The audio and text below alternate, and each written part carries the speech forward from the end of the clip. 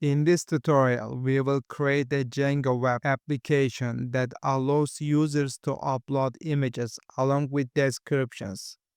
The uploaded data will be stored in the database and displayed on the screen.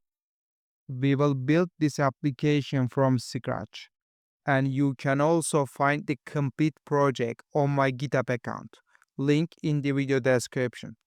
Let's start by editing the settings.py file. I will import the OS library to work with file paths. Next, I will set up media URL and media root variables to manage media files. Now I will move on to editing the urls.py file.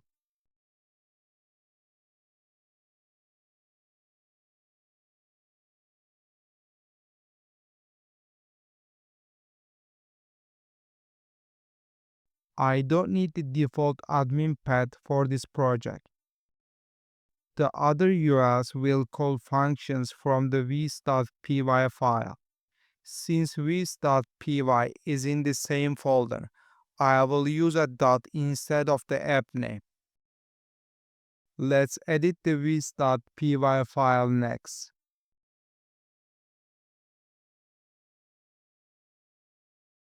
I will create two functions, upload and list.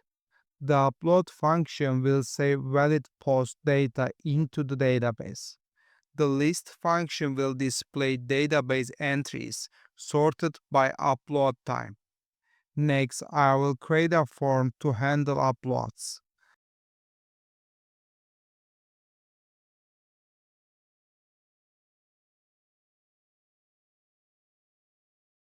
The form will include fields for a title and an image.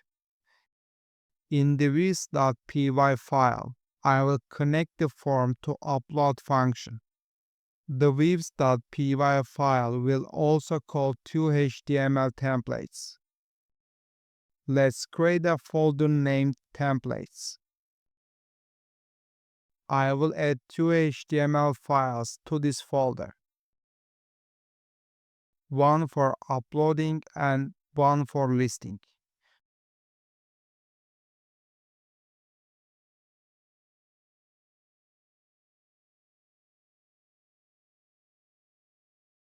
First, I will edit the upload HTML file.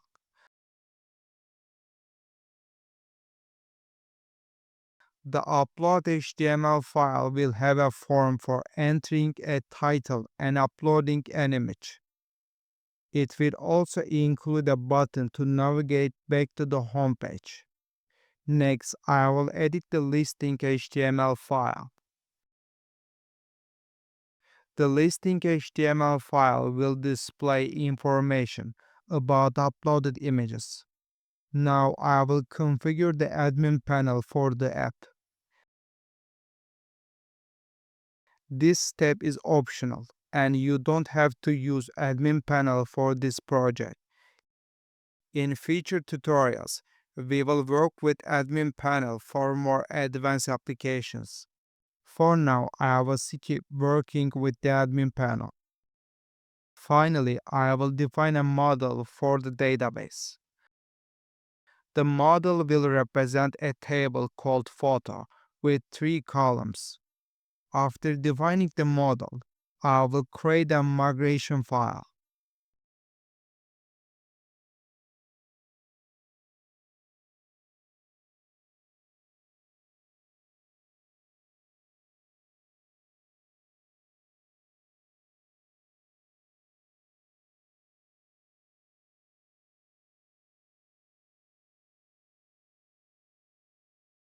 Then I will apply the migration to update the database schema.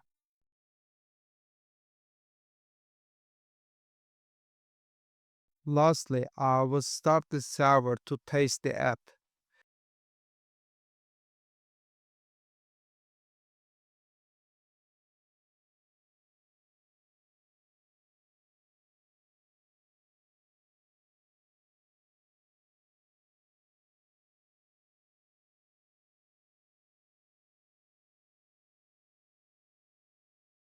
The web applications works just as I wanted it to.